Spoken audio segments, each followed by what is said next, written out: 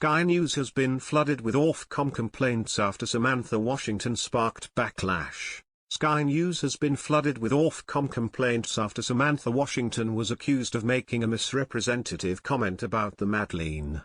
The channel has been hit with 1,270 complaints after Samantha sparked backlash during a segment. Ofcom confirmed the complaints were related to a section of the program on the Madleen, a vessel trying to deliver aid to Gaza.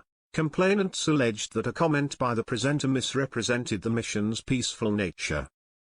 The complaints relate to the show on Saturday, June 7, with Samantha interviewing activist Tiago Avila, who was on board the Madleen alongside Greta Thunberg, which was carrying aid to Gaza.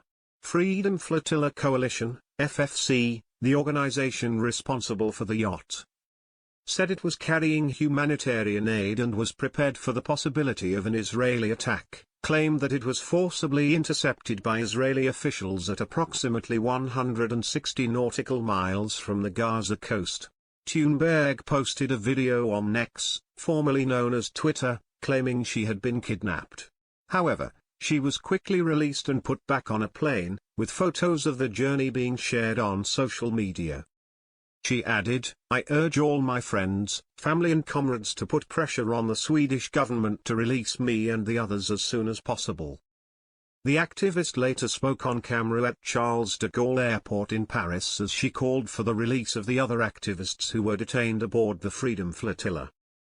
She called the detention with the IDF as quite chaotic and uncertain situation during the detention, but said it was absolutely nothing compared to what people are going through in Palestine and especially Gaza right now. Thunberg added, "We were well aware of the risks of this mission. The aim was to get to Gaza and to be able to distribute the aid." Israel Katz, Israel's Minister of Defense, said on social media that it was a hate flotilla.